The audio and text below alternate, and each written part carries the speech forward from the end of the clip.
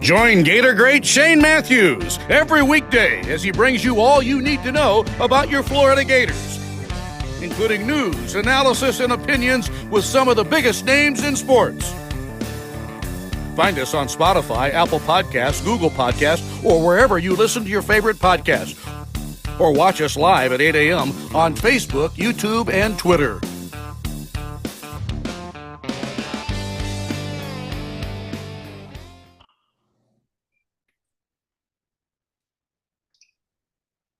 Good morning, Seth Harp, and I'm going to get his name right this time. Seth Harp on Sports. JC, my man, with me here. It's Super Bowl week. Yeah. If you really want to get into it, it's almost love week, I guess, with Valentine's Day a week away. And, I'm excited. Again, anytime Shane allows me to do this and JC allows me to do this, it's pretty cool from a guy that's been doing this for 24 years now or whatever, to get back into the daily grind of this when I can. I really appreciate it. And of course, Podup with Matthews, coming to you from the Crime Prevention Security System Studios, large enough to serve you, small enough to care. All right, JC, I like to dive right into things. The Gators lose to Kentucky over the weekend. It is one of these things that I guess you could say you could see coming, especially after the big win over Tennessee. This team is the team that we saw on Saturday. This is also the team that we saw in the middle of the week. Consistency is what makes you great.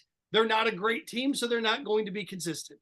And I wrote down a couple of things that, you look back on it since the last time we spoke. What have they done? Well, they've gone 2-2.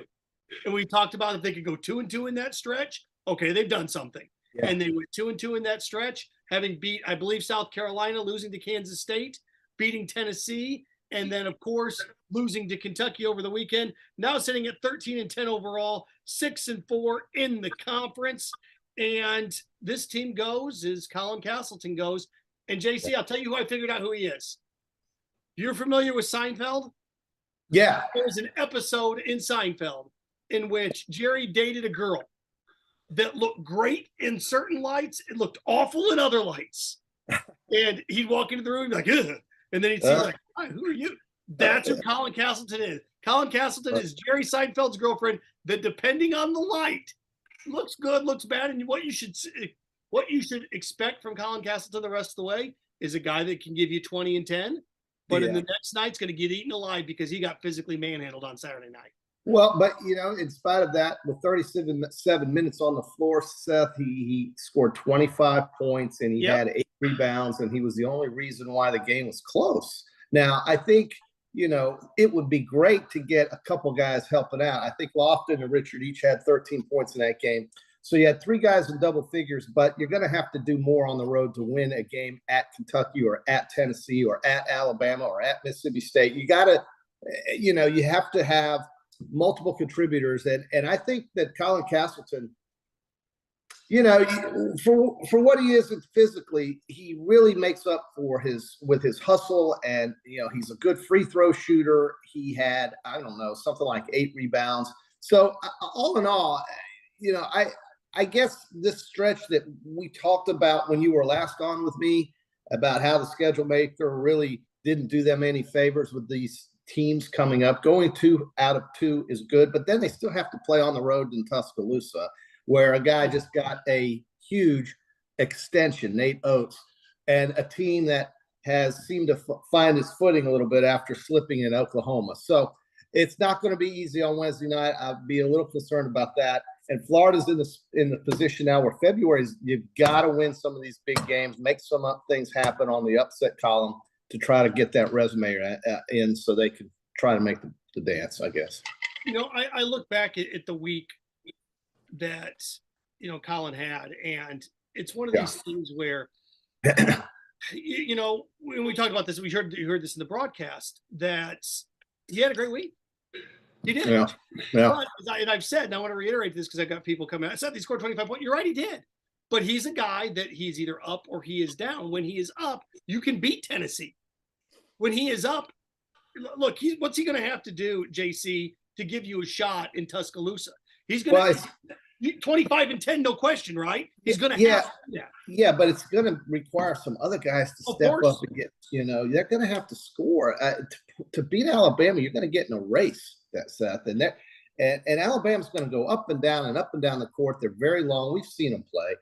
And if you don't score 70, 75, just don't even count on winning or even covering, because they're going to score a lot of points in all likelihood on their home court on a Wednesday night. It's not a good matchup to me. No, it's not. And I go through and look at it. We'll do another 4-game pocket, right? At Bama, Vandy at home, Ole Miss at home, at Arkansas. Right. Okay.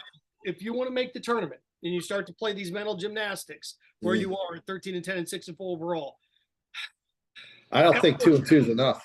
Well, that's just at worst you split. If you do anything worse than a split, you put yourself in a position where you have to win the tournament. They still have games coming up. They get Kentucky at home, right? Yeah. At the end of the year, LSU is dog food. So, I mean, you get to the bottom of the barrel when it comes to some of these teams. And I mentioned Vandy, Ole Miss is nothing to write home about.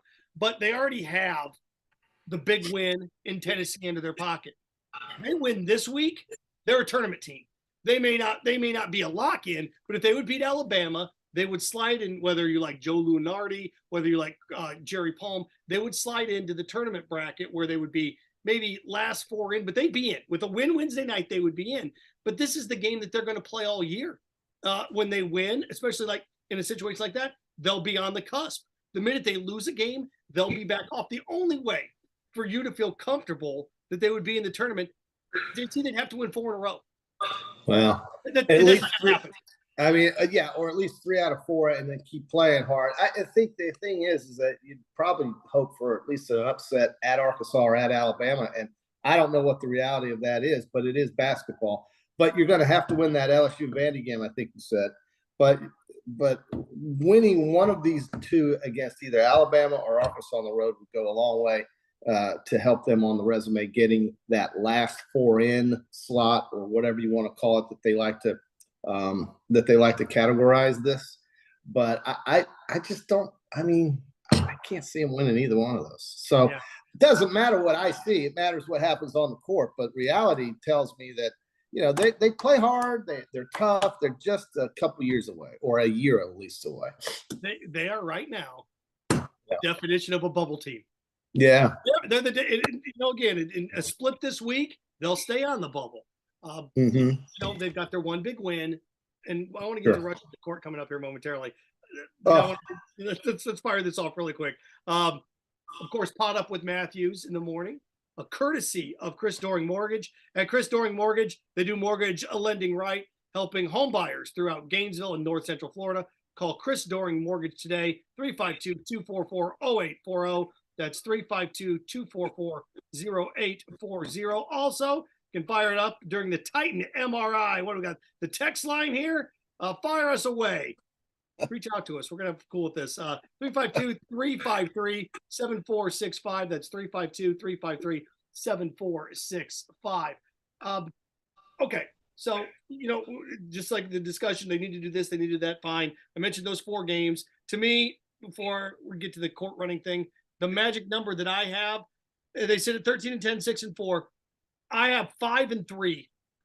5-3 gets you to 18-13, 11-7 in the conference. And what that does is that gives you a chance by winning a game in the SEC tournament to get in. So my magic, 6-2 and they're in. I'll tell you that if they go 6-2, that's asking a lot though, right? Especially the road game in Alabama. 6-2 would get you to 19-12. And as long as you didn't get dumped in the first round of the SEC tournament, you're going to be in. But I think Gator fans, I think 5-3 is the number in your head that gets you in position if you win a game in the SEC tournament to make it. Yeah, that's going to help us. The SEC tournament, the basketball tournament's going to help us, and that's why I can't and I don't want to see the NCAA field expanded to 90-something teams, because it would literally render the SEC tournament and the ACC tournament and all these tournaments useless. And these tournaments are important for teams on the bubble, right? They are vital because these tournaments act as an expanded NCAA tournament field, meaning that every tournament gives every single team a chance to play into the big dance. Why? Because if you win your conference tournament, regardless of the season, you are in the big dance. So it is a de facto extension of the NCAA tournament in certain ways for teams that are on the bubble. Now, I think that, you say 18, 19 wins, something like that, but it's got to include a quality win over another team that was like Tennessee, somebody that's highly ranked. It's got to be somebody. You got to beat Kentucky perhaps down here. You got to win that game, sure, and then win these road games that are left, or at least try to win this Alabama or Arkansas game. Well, I know they're going to try, but the reality is I give them about a 2 out of 10 chance. So we'll see. I mean, we'll see. We'll see. I'm just trying to keep it real here, Seth. So you talked about storming the court, and over the weekend, Indiana had a big win over Purdue, big in-state rivalry. We've seen these teams go at it year after year after year. Indiana has been one of those programs that, great history, but not much recently. I think this is the first time Indiana's won a game against a top-ranked team in something like 2 or 3 decades. It's beating the number 1 team in the country. I think it's the first time that's happened. And so it's kind of fun to see them celebrate like it hasn't happened in 2 decades. But, I mean, we didn't rush the court against Tennessee, the number 2 team in the country. So I don't know. I guess it's just a different thing for schools like Indiana and Florida and whatnot. You just don't rush the court at Florida. Do you have an opinion on rushing the court? I love it. I love it. Yeah, I absolutely love it. I love the atmosphere. I love the just the overall emotion of college sports. And look, and the truth be told, Gator fans didn't rush the floor against Tennessee because there was a military presence around the court. All right, and that's always the case here, right? Yeah, I mean, it's something the school decides, right? So I kept seeing people on my timeline like, see, we expect to do this at Florida. We don't rush the court here. I'll knock that off. Good try. You didn't rush the court. The student, if you take those police officers away, there's no way they stop those fans. It's like last year in Auburn, right? They'd have rushed the court in a heartbeat if they could have. This whole thing that it's beneath us to rush the court. No, it's not. It's not beneath you. How? And I keep seeing this, JC. Well, Duke does it. North Carolina. I hate to tell you this, gang. You're not Duke. You're not North Carolina. Indiana. I grew up in Indiana, okay? I grew up in Indiana, the Bobby Knight, Indiana. I had a buddy that played for him in college. I remember when they were 1 seeds. I remember when they gave Duke with Krzyzewski and Leitner and Hurley everything that they wanted to the Final Four. Probably should have beaten them the year they won the national title, the first one, the second title. I look at it this way. The last significant win that they had there that I would consider to be a significant monumental win, they beat Anthony Davis and Michael Kidd-Gilchrist back in the 11 and 12 season. Back then, that was one of only, I think, 2 Kentucky losses that year. They also lost the SEC tournament and then just steamrolled everybody in their path. Yeah. I understand it from a liability issue. If you want to sell me on, we don't want to get people hurt, that's fine. That's fine. But this whole thing that it's beneath us here at Florida, gang, you're not Duke. You're not North Carolina. It's not beneath you at Florida. You're not. You're not. So I think when I hear him say that, it really means they wish they could do it. It really means that they want to do it so badly, because what fun is it to watch everybody else have a good time when you can't? But that's not to take away from the atmosphere that was in the place against Tennessee that night. We didn't get to do a show on Friday and talk about it, but that atmosphere in the building was probably the best they've had all season. And I haven't even been in the building yet, but I had friends who did go and had a glorious time watching them really do a number on Tennessee in that second half. And so that was the best moment that Florida basketball has had, I think, this season so far. So to try, it's kind of sad that you can't really build off that, because you've got a road game at Kentucky and a road game off Alabama. You would hope that after beating Tennessee by double digits at home, you'd have a couple games that you could start to build a little momentum, and then the schedule maker, and I'm making an excuse, granted, but then the schedule maker puts a big whammy on you and says, oh, go play Kentucky and Alabama. Go do that now. Go do that. You beat Tennessee, great, but go play those two on the road. That's just hard to. It's hard, but it also with what do they say? With a great mountain is a great obstacle, but also sure, opportunity. I know. And look, they only lost by 5. They only lost by 5, but nobody sat here watching that game the other night thinking that maybe some folks did, but I never really felt like they were going to beat Kentucky. Well, sports watching the game. Sports is supposed to be fun. It's a business. It's a business. I get it. There's money involved. Little league is fun. Once you get to high school, okay, it's still a little competitive, but once you get to college, it's a major business now. But it's supposed to be fun and enjoyable. So this whole thing, JC, I just never understood this whole.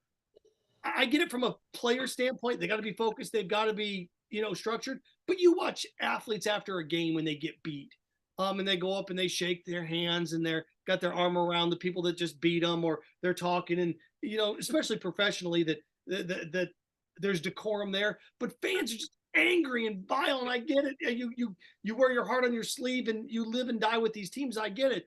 But it's okay to live a little bit, man. It's okay to have that extra slice of pizza every now and then. And if they had rushed the court, tell me how that hurts Gator basketball. I guess it's just like you said, we have all said it's just they are so concerned about safety, and that's okay. I get it.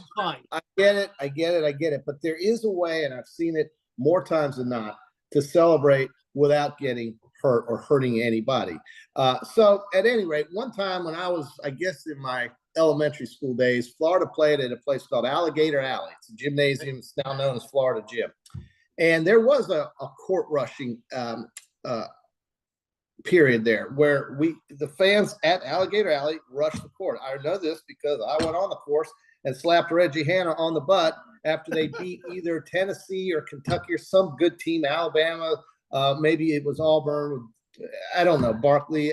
The thing is that I can't remember who it was against, but I'll always remember doing it, right? I'll always remember being on that court as a kid, 4'5" tall amongst the trees, and nobody hurt me. And Alligator Alley was a small, little, cramped place, Florida Gymnasium, and that was something I won't forget. So at any rate, as we watch this team, struggle through the season, highs and lows, I would think that 18 or 19 wins gets you in the conversation, and we'll see how it goes. Their RPI is very good. They've got a great RPI, but I don't know if it's going to be enough. We'll see. Let me ask you a question, Seth, while I got you, because I don't know how many opportunities I'm going to have with you. But I wanted your thought on Billy Napier's second year. Now, I know football is kind of off season right now, but I don't think we can ever go wrong talking about Billy Napier or the football team. What number would you put for Billy Napier to win in terms of numbers of games to win that would kind of calm the masses a little bit? Because, we've had these second-year successes in the league. We've had Nick Saban go 12-0. We've had Josh Heupel go 11-2. Kiffin went 10-3 in the second year. Sam Pittman went 9-4. Kirby Smart, I think, went to the national championship before losing in the final minute or in the final play, literally.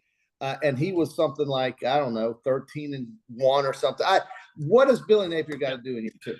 Well, you look at first thing you look at is I look at the schedule, then I look at the quarterback. Who's the starting quarterback going to be week one? That's what I look at. Okay. Yeah. All right. It won't work because let's face it, a guy that finished second in the Heisman wasn't even the starting quarterback for TCU to begin camp, right? Yeah. So the whole thing that you have to have your quarterback now, no, you'd want to, but it's not life or death in that situation. I look at games on the schedule at Utah that I consider games that not that you're going to lose, but you should lose. At Utah, at LSU, schedule, Georgia and Jacksonville. Yeah. But I'm not going to say you should lose to South Carolina, but those are three games. It's in Columbia. Well, I know. We know what happens there last time Florida played there. I mean, the schedule, you're right. You've got potentially, Seth, I think you've got 7 games where they would be considered underdogs. I'm going to talk to Shane about this because I'd love his opinion. Of course, he'll say, oh, well, it is what it is. Blah, blah. Yeah. But the reality is you're going to be an underdog against Tennessee. You're going to be an underdog against Utah. You're going to be an underdog against Georgia. You're probably going to be an underdog against LSU and Florida State. Okay, that's 5. You could be an underdog against Arkansas. That's 6. And all this will work out as the season goes, and we'll see how they progress. But that could potentially be 7 teams that are favored to beat them next year. Considering the non-con slush bag that you should take care of business with. Flipping games. Now, Utah could get flipped in the other direction. I look at it like John Kornacki or Steve Kornacki when he's doing election results by county on election night, right? How do you flip this district? How do you flip this district? So the Utah game, let's be honest with each other. To start the year, that's going to be tough to win out there. So let's say that flips in that direction. I think realistically, everybody should chill out if he goes 8-4. If they go 8-4, they're insane. So I think 8-4 is good. So you're saying 8 is the number. I think that's a must. Get everybody. If you're mad at him and he goes 8-4, you're delusional. Well, yeah, not reasonable. I think if he goes 6-6 again, there's two teams. Well, there's a collection of teams that you have to beat to get to 8 wins. Yes. I'm talking about you take certain ones that you think you're going to be given, but there's 4 in there that you're going to have to win 3 of them if you're going to get to 8 wins. That's Kentucky, that's South Carolina, all right? That's Missouri State, and that's Missouri. Yeah. Missouri, South Carolina, Kentucky, Florida State.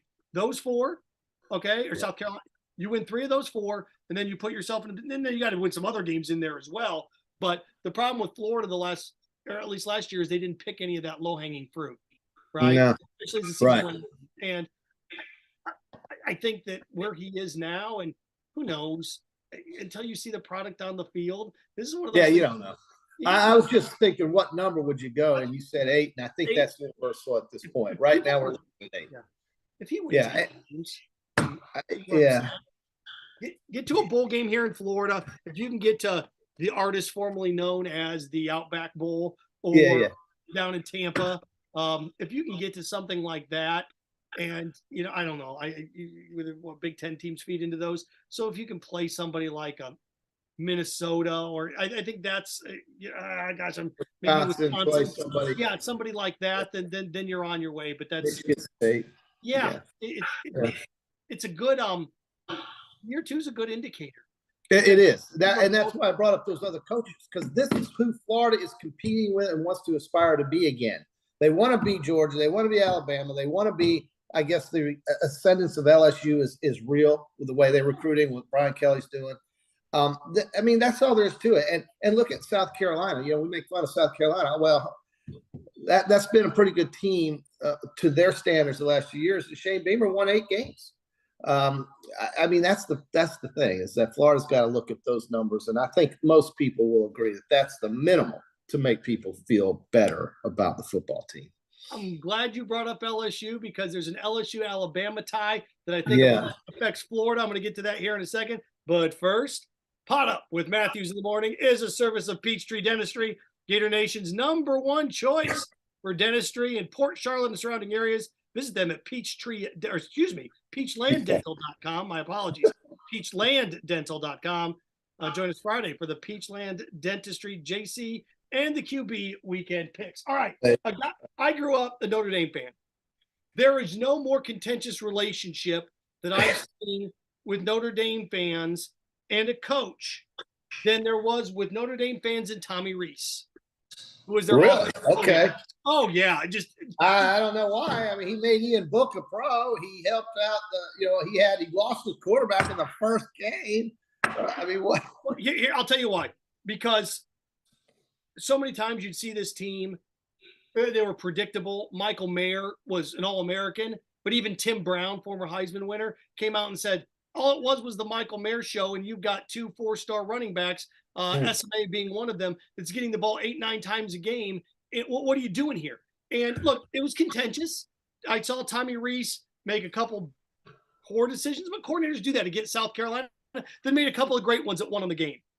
Regardless, he exits stage left, and now he's heading where? To Tuscaloosa. Mm-hmm. Brian Kelly tried to bring him with him to LSU. Tommy Rees said no. He wanted to stay at Notre Dame. So Nick Saban calls, and he takes the job. Now, some of my Notre Dame friends are upset. How can he leave his alma mater? Because he's going to make more money, and he's got a chance to coach Heisman winners. And if he's successful in Alabama, he's going to be a head coach in 24 months. That's why. But that's true. I was thinking about this. Okay, what does it mean? He's going to have more weapons. It'll be interesting to see what he does, because he never had the weaponry, the quarterback that he's going to have at Alabama. So it'll be interesting. And schematically, if you can draw up plays, right, and you think, well, I've got athletes that can fit those plays, you're only as good as chef's only good as the ingredients that he can make. Here's my thing, JC. What do you think of this? But Notre Dame is looking for an offensive coordinator. yeah.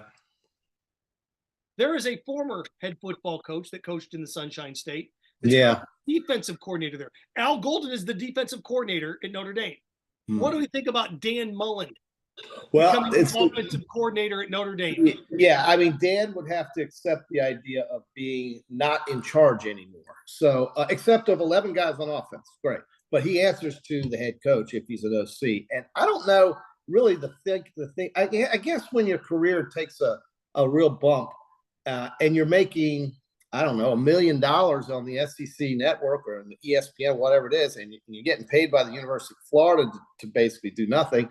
I don't know if that's such a bad gig to leave just to be an OC at a place where I just don't see Notre Dame winning national titles anytime soon because of the difficulties and the barriers to entry into that final game because of how hard it is to recruit there compared to some of the other schools around you like Ohio State and Michigan and such. But I do think that it would be an opportunity to get back on the field at a brand like Notre Dame, and it would be fun to do and get you a chance to get back into the head coaching sphere. But I think he's going to hang out and wait until a head coaching job comes up that he can start to build a program in his image, much like he did at Mississippi State, if he ever goes back to being a coach again. I can't see him answering to Marcus Freeman. I just think some coaches have a hard time doing that, especially after they've been a head coach. Dan Mullen has been a head coach for the last 13 years or 12 or whatever it is. So is Al Golden. And Al Golden, but Al Golden, I don't know what Al Golden has done in terms of bringing programs from nowhere to, at one point, Mississippi State was ranked number 1 in the country. True. Okay, they were competitive. And so I don't know. I don't compare those two.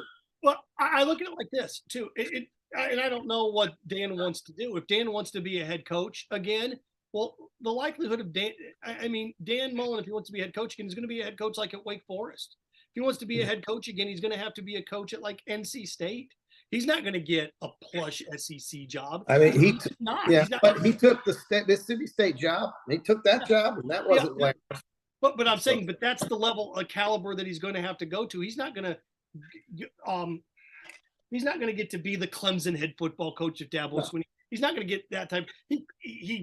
Cal. I mean, I'm trying to think of schools that he could go to that ceiling. Well, I'm just saying, you sell him on immortality, JC. He comes to Notre Dame, and maybe that's wishful thinking. If I were Dan Mullen and Marcus Freeman would give me a call, not Willie, I don't know.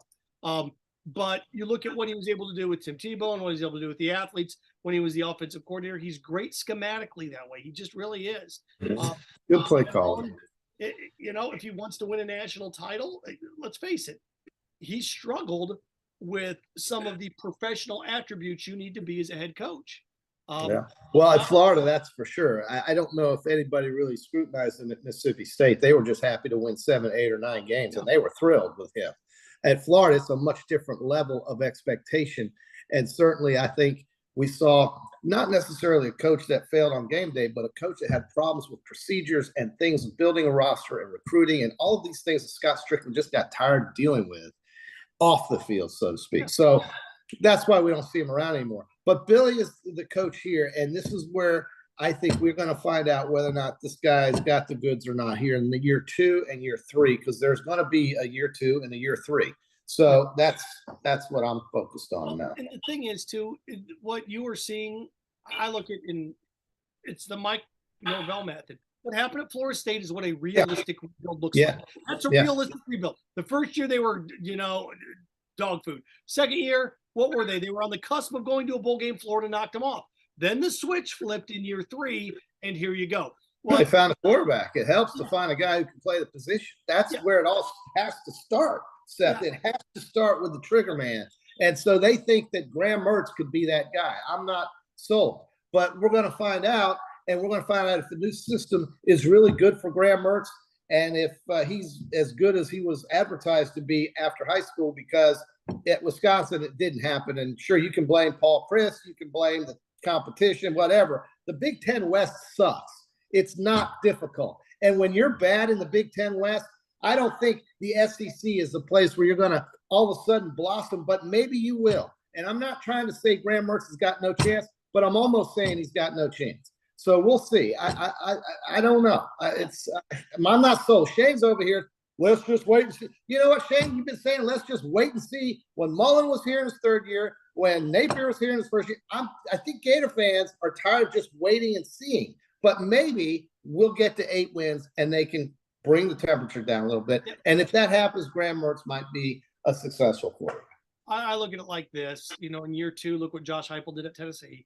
In year 2, sure, but he had Hendon Hooker.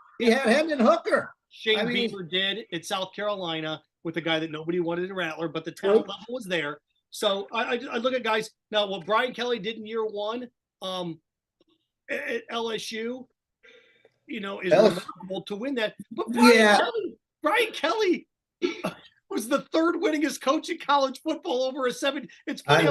He doesn't know how to coach because Notre Dame can't beat Alabama. Well, then nobody knows how to coach because nobody could really beat Alabama outside of 1 or 2 SEC teams in that pocket. He's a good coach, and he is. I look at what Lane Kiffin did. It took him year 2 at Ole Miss before he took that next step. So I think that. But you say Brian Kelly, Seth, and I'm going to go back to one thing and give him all the credit in the world for having the guts to call that 2-point conversion and know the play that they were going to run that was going to be successful to win that game. But let's say Jaden Daniels short hops the pass or throws it in the 5th row. This guy ends up with 5 losses minimum at LSU because the following week they should have lost to Arkansas, God forbid.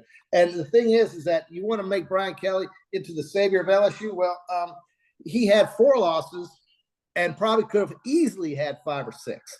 So just give it a rest on the people in the first year, these new coaches, they just jump on or off. He has a track record of massive success. He does. At Notre Dame, he does. But this is a new world, Seth. This is the SEC West. What do you want him to do? He won the West in his first year and beat Alabama. He did because he made a gutsy call, and I give him credit for that. I'm trying to give him credit for that. But the margin for failure is so thin. If he doesn't, we all know it. So I give him credit, but I think I'm going to have to see a little more at LSU because they still got boat raced in the SEC championship. They still could have lost to an Arkansas team with a 4th-string quarterback. They still just, I'm not ready to crown Jane Daniels Heisman Trophy winner just yet. I know Shane is. He wants to give him the Heisman Trophy next year probably. I'm not going to do that. So we'll see. LSU. Everybody's so wild up about LSU and Brian Kelly. You love him because he went to Notre Dame and won games, and I get it. No, look. I remember covering him when he was at Grand Valley State and he won championships. Yeah, he did. Cincinnati, played Coach Butler. I always, if I'm a major program, I always want to hire a head coach over a coordinator. Brian Kelly won a couple national championships at Grand Valley State. He went to Central Michigan and went to the MAC championship game. Yeah. Cincinnati won Conference USA, went undefeated. Now they got drilled by Florida in the bowl game, but he didn't coach. He had left for Notre Dame. And then true. At Notre Dame, he went undefeated, twice? No, I'm not saying he's not a very good coach. I'm not saying that, but I'm saying the margin for LSU fans being really pissed off and really happy is very thin. And I don't know of any LSU fan that's really happy with 4 losses, but is because they beat a certain team they never beat. And so, or haven't beaten the last 10 or 12 years at home. That was the first time they beat Alabama in Baton Rouge in over a decade, maybe. So we'll see. We'll see. And then too, that Purdue, Jeff Brom had left, and they had an interim coach who were out 8 starters, and he ran the score up on them. I didn't like what he did. That doesn't mean anything to me. That's nothing. Yeah. Podup with Matthews in the morning. Service of Doreen Weeby, Coldwell Banker. Are you in the market to buy or sell your home? Doreen Weeby, a realtor with Coldwell Banker. M.N. Parrish will provide you with fast, friendly, and reliable service. Call her today, 352-562-1411. That's 352-562-1411 to help your dreams come home. I think we got to take a time out here. Am I right, JC? And then, I don't know. Usually Shane gives me the boot right about now. I think I don't know what the producers got lined up for us today. Yeah, we are. We're going to take this. We're ready to take one. All right. And we're going to come back. We'll revisit a couple of these basketball, but it is Super Bowl week. Super Bowl week. I'm going to ask you, JC, when we come back. Ready? Yeah. You can have 3 quarterbacks from history to start any Super Bowl. Which 3 would you pick in order? I'm going to ask that to you next. JC, Harp on Sports, in with Podup with Matthews in the morning here on the Podup with Matthews and Freddie Weeby Radio Network. Oh. We want to take this moment to thank our sponsors who keep the show going and pay the bills. Our premium sponsors are Crime Prevention Security Systems, large enough to serve you, small enough to care.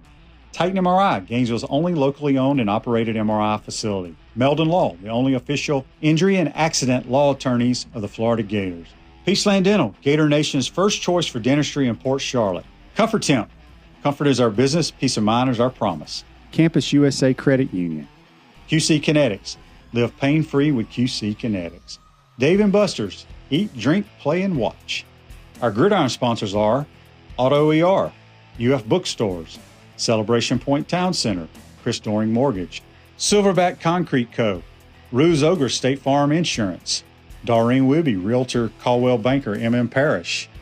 Our touchdown sponsors are Adams Ribs, Gator Dominoes, Celebrate Primary Care, Gator Bait Media, Okido America, Style Cuts, Ironwood Golf Course, Big Mills Cheesesteak, McDonald's of Gainesville, 84 Lumber, Tropical Smoothie Cafe, Aver and Smith, Dowling Signs, Baker's Sporting Goods, Silver Q Billiards and Sports Bar.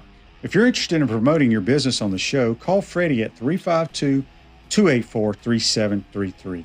If you like what we're doing here, make sure to follow us and support the businesses that support us. Calling Gator Nation.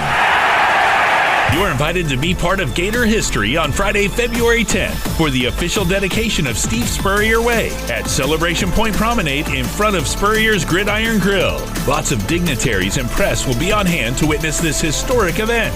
And it's open to all who bleed orange and blue. It's the grand unveiling of Steve Spurrier Way. It's all happening Friday, February 10th from 5:30 to 6:15 at Spurrier's Gridiron Grill in Celebration Point. Cellar from Harp on Sports. Of course, you know, JC, we're storming the court. Like Florida should have stormed the court against Tennessee last week here on Podup with Matthews in the morning. A couple of things. I don't know. I'm JC's guest or he's my guest or however that works. But all guests joining us via the Titan MRI hotline. And also, I know JC's got a split here in about 10 minutes. Gang, fire off your Facebook Live questions to me. Brought to you by Meldon Law, the only official injury law firm partner of the Florida Gators. You guys want to fire those off for me on Facebook Live? When he leaves, it's just going to be me. I can blabber, and you guys have figured this. I can talk for 2 hours if you want me to. JC, I once went on a job interview, and the guy told me, he's like, I don't think you're a fit for this market. It's too big of a market. But my boss likes you. I tried to talk about how long I could talk. I talked for 41 minutes before he made me shut up. So anyway. Well, Seth, I'm telling you, you're right about that because I had the same experience. And he said, can you talk to yourself for an hour and a half? I said, hell, I talk to myself all day. I mean, that's not a problem, my man. My old best friend. You betcha. So that question you asked me about the Super Bowl, it spans 56 some odd games or whatnot. And everybody who played in it is obviously a great quarterback, or most of them. 90% of the players are that played in the Super Bowl. I guess the 3 names that I would come up with are the 3 that have come to mind that you needed in the second half to win a game at some point. And the 3 I've got, and listen, I'd take Patrick Mahomes right now, anytime, anywhere, but I'm going to go historical and name Terry Bradshaw, John Elway, and Joe Montana as my 3, only because of the success. And listen, that says Troy Aikman. Where's Troy Aikman? Where's Roger Staubach? Where's Tom Brady? And of course, Tom Brady. But the reason I didn't say Tom Brady is because everybody's going to say Tom Brady. So I'm just going to be a little different. But of course, Tom Brady. He's 1A or 1, and Terry Bradshaw is 1A. But I'm going back a few years, and I just maybe I'd take Elway out and put in Brady, but Montana has to be in there in my mind, and so does Terry Bradshaw. That's the question. If you're picking 3 quarterbacks in history, you'd have any quarterback, just Super Bowl. You have a regular season. I'm talking just straight Super Bowl performance. Yeah. Pick one quarterback to start the Super Bowl. Who would you pick? I think Montana has to be one. I think Tom Brady's the greatest quarterback ever. Yeah. Close, all the accolades, but. But, with the sample size of 4 games and Brady, 9? Tom Brady went 9. But I mean, he was the best. So I kind of, I gotta be honest with you. I don't know why I just didn't say him and only him. I mean, I saw him in that Super Bowl against the Rams in the Superdome after 9/11, win the game with a minute to go, his first Super Bowl ever, because he brought him down from inside the 10-yard line to Adam Vinatieri world. And I knew it was over when Adam Vinatieri walked on the field. So against the Rams. So yeah, certainly certainly Tom Brady. But I want to throw some other names in the mix. Sure. All right, I'm a Super Bowl spotlight. You don't know these are coming. Ready? Okay. Tom Brady went to 9 Super Bowls as a quarterback. Yeah. Do Joe Burrow, Josh Allen, and Trevor Lawrence combine for 9 Super Bowls in their career? I'm going to say no. I want to say no. But I'll tell you, Pat Mahomes, only because of the situation that Kansas City's got right now. And what I say is Andy Reid. That means a lot to me. Having him there means a lot. But look at Mahomes, man. I think he's been to what? This is going to be his third now, and he's been in the league for 5 years or 4 or something. So I mean, that's crazy. But you said with Trevor Lawrence and Josh Allen, I was wrong. Brady went to 10. Thanks, Jimmy. Yeah. I forgot to be. I always remember the 2 Giants losses. I always forget about the Eagles loss. I don't know why. Yeah, I forget about that game because he threw for 480 yards long. I know. He's the best. He was the most remarkable quarterback on the field. I mean, he was the best player on the field every time that game was played. But yeah, I mean, it's so hard because you got such great players. Drew Brees was a great player. He only played in 1. Peyton Manning he played in 3, I want to say. So that's a tough call, man. That's tough. But see, Brady won some of these Super Bowls because lucky breaks. The Falcons being stupid, the Seahawks being stupid, the Rams playing a prevent when they should have rushed him, being stupid. I mean, he got a little help, taking nothing away. But let's face it, the Seahawks are idiots and the Falcons were idiots, and those were 2 Super Bowls he should not have won. So that's the truth. That's the truth. But he did win. So yeah, the Carolina game, Jake Delhomme leads the Panthers down the field. They score a touchdown to tie it, and then John Casey kicks the kickoff out of bounds. Yeah. So Brady's got the ball like at the 35-yard line. They got the only game they didn't get a big break in to win was the Giants game when Eli threw the jump ball. That's the only one. And other than that, I mean, the Eagles just flat out beat them. But the Giants, I think the Giants got a little fortunate there. Made a play. That's it. 1 play in the game, that was enough. And they played great defense. That the key to beating Brady was if you can put pressure without blitzing, and that's why the Giants beat him twice. It's because their front four could get him. What Nor William, right? Peyton Manning, nothing. No, I'm sorry. Peyton Manning's. If I could have one of 3 quarterbacks to start a Super Bowl, Peyton Manning's not in the top 3. I know our list is a little bit different. I think we both have Montana at 1. Yeah. Then Aikman. And then I'll have Aikman. Yeah. Brady or Bradshaw right in there. Peyton was okay, but let's face it, Peyton Manning may have had the worst Super Bowl performance of any quarterback ever to win. It's bad. Yeah, it was a hard bet. It was a bad loss, and the Saints with a great call, onside kick call that gave them some momentum. But let's face it, Terry Bradshaw, Lynn Swann, John Stallworth, and the 2 great running backs and the great defense. They always were going to win, regardless. I never doubted Pittsburgh to win the Super Bowl with either Joe Montana or Terry Bradshaw. There was never a doubt. Never. You excited for the halftime show? Yeah, I'm excited for the halftime show.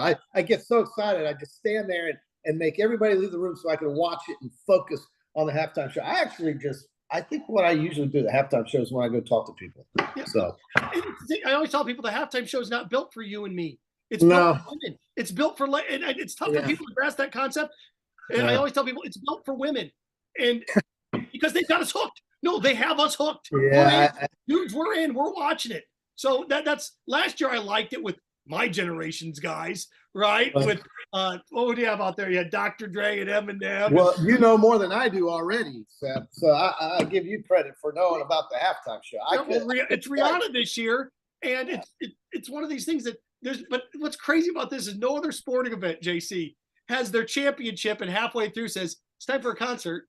Yeah, I know. Let's wait an hour. Let's wait an hour before we bring them back out too. That's always a good idea. It has to get people to drag through to the next quarter hour. I'm just the opposite of what everybody else does. The halftime show would literally, if I had to be locked in on the sofa and I couldn't leave, that kind of thing would literally make me fall asleep, I think, because I just don't find any interest in it. Watching a bunch of people hop around and do the same thing. If I'll put on, I'm all about the game, of course. And some folks like the halftime show. Some folks sit around to watch the commercials. I couldn't name one commercial from last year's game. I couldn't tell you.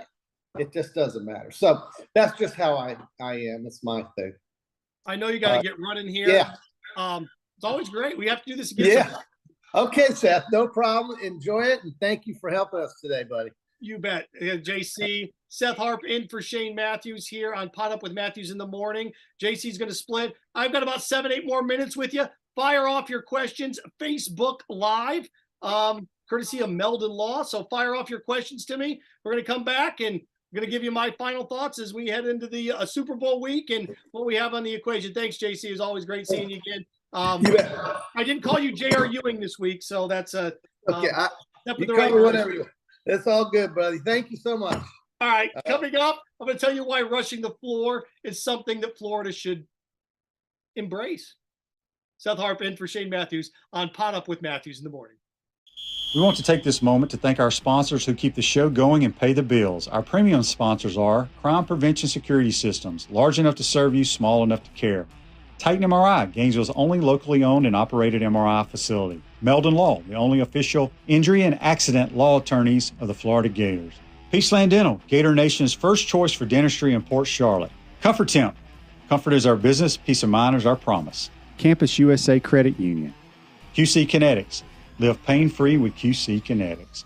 Dave & Buster's, eat, drink, play, and watch. Our gridiron sponsors are Auto ER, UF Bookstores, Celebration Point Town Center, Chris Doring Mortgage, Silverback Concrete Co., Ruse Ogre State Farm Insurance, Doreen Wibby, Realtor Caldwell Banker, MM Parish. Our touchdown sponsors are Adams Ribs, Gator Dominoes, Celebrate Primary Care, Gator Bait Media, Okido America, Style Cuts, Ironwood Golf Course, Big Mills Cheesesteak, McDonald's of Gainesville, 84 Lumber, Tropical Smoothie Cafe, Aver and Smith, Dowling Signs, Baker's Sporting Goods, Silver Q Billiards and Sports Bar. If you're interested in promoting your business on the show, call Freddie at 352-284-3733. If you like what we're doing here, make sure to follow us and support the businesses that support us. Calling Gator Nation. You're invited to be part of Gator history on Friday, February 10th for the official dedication of Steve Spurrier Way at Celebration Point Promenade in front of Spurrier's Gridiron Grill. Lots of dignitaries and press will be on hand to witness this historic event. And it's open to all who bleed orange and blue. It's the grand unveiling of Steve Spurrier Way. It's all happening Friday, February 10th from 5:30 to 6:15 at Spurrier's Gridiron Grill in Celebration Point. Seth Harp from Harp on Sports filling in for Shane Matthews here. Pot up with Matthews in the morning. I'm going to be with you here for a couple of more minutes. You can fire off your questions via Facebook Live, courtesy of Meldon Law. Whatever your question is, shoot away, baby. Brought to you, of course, by Meldon Law, the only official injury law firm partner of the Florida Gators. Got to thank JC, who had to split, for joining us via our Titan MRI hotline. A couple other things as well. It's coming up. It's right around the corner, isn't it? Steve Spurrier. Guys, come out and honor him. Florida legend Steve Spurrier Way officially unveiled this week, 5:30, Promenade, in front of Spurrier's Gridiron Grill, Celebration Point. That's coming up, of course, on Friday, right? I think February 10th. Yeah, right around the corner. Again, I can't thank Shane enough for allowing me to do this, or at least giving me the opportunity to do this. I sit here and, one of the big things that JC and I were talking about was Florida Gator basketball and how I think Colin Castleton now is what Jerry Seinfeld's girlfriend was on the one episode of Seinfeld where she looks beautiful depending on the light. He had a beautiful week. He did have a beautiful week. And he's going to have to do that the rest of the way if they want to make the tournament. I went through and looked. They're 13-10, 6-4 in the conference. To me, the magic number in the next 8 games is 5-3 before the SEC tournament. That gets you to 18-13. I think 18-13 gets you in. It gets you in the SEC tournament where if you win a game, you'll be in. That's where they are. And, I look at this week, it's Bama Bandy, need a split. And then next week, Ole Miss at Arkansas. 2-2 keeps you alive in the hunt. 3-1, the Arkansas game will be that. Okay, they need a quality road win. That would be the Arkansas game. So I just look at where this team is structured right now and where they are, and 5-3 gets them to 18-13 and 11-7 in the conference. That probably does it. That probably gets them in, and we go from there. But that's where they are, really structural wise, and we're competitive against Kentucky. Tough to win on the road, and they didn't play very well. Let's say Florida didn't play very well in the first half, but completely and totally did everything that they needed to do to get back in the game. Just not enough to put them over the top there late. And when you're on the road, it's almost impossible if you play that bad of a first half to come back and win. Okay, a couple other things. The rushing the court. I look at it from this perspective. Florida, put up a police presence around that baby and didn't want anybody on. I respect the administration's decision. I do. Not to let anybody, they don't want people to rush the court. It's a liability. Somebody could get hurt. Fine. But this whole thing that it's beneath Florida to rush the floor, oh, come on. You're really going to be that guy shaking his fist at clouds? Come on. Sports is supposed to be fun. Sports in this whole thing that it's beneath us to rush the court. No, it's not. Indiana, who I consider, they were, I don't know if they're anymore. They're probably 6 to 10 greatest college basketball programs of all time. If you're doing a list like that, in no particular order, where you have UCLA, Kentucky, North Carolina, Duke, Kansas, those are your top 5. I have Indiana in that second 5, that second set, and they rushed the court over Purdue. Monumental win. And what, is Indiana basketball dead now because of it? Is Indiana basketball ruined because of it? No. It was enjoyable. It was fun. So I'm one of these guys that sits here and looks at this, and I will never, ever, ever understand for the life of me this whole thing, we don't rush the court here at Florida because it's what, beneath you? This is a program, and I respect what Billy Donovan did. My buddies went to Michigan State. I was in college when Michigan State beat them in 2000. I hated that. I wanted Florida to win that game so much, even though I think that was Mikey Miller shot over my sister's alma mater, Butler, that won that first round tournament game. That was a good game. But, structurally, I just look at it this way, that this program is relatively new to success, 20 years, a little over 20 years. So the whole thing is we don't rush the court here. Why not? Well, Duke doesn't rush the court. You're not Duke. Sometimes people take sports way too personally, and also don't enjoy the things that you should enjoy. You tell me if the fans would have rushed the court against Tennessee, how that would hurt Florida's image, how that would hurt the basketball program. It wouldn't have. And the atmosphere was great in there, but then you win a game like that, and everybody just shakes hands and kind of walk off the court. Well, they're supposed to do. You weren't supposed to do that. You weren't. So people don't enjoy victories and enjoy success enough. They don't enjoy it. It's fleeting. It doesn't last very long. It doesn't. You think about how great Coach K was. He's won what? He won what? One national championship the last 10 years of his career there. There you go. And I get it. Look, Florida's like my uncle, right? A little tight in the pocketbook. They don't want to spend money. They don't. So they don't want to pay the fine. I get it. Well, it's a court liability issue. I get it. But this whole sanctimonious stuff that's beneath us, stop it. You don't want to rush it? Fine. You want to put up that police presence? Fine. But this beneath us stuff, knock that stuff. Again, Seth Hartman for Shane Matthews this week. I got to thank JC for stopping by earlier. Appreciate everybody firing along.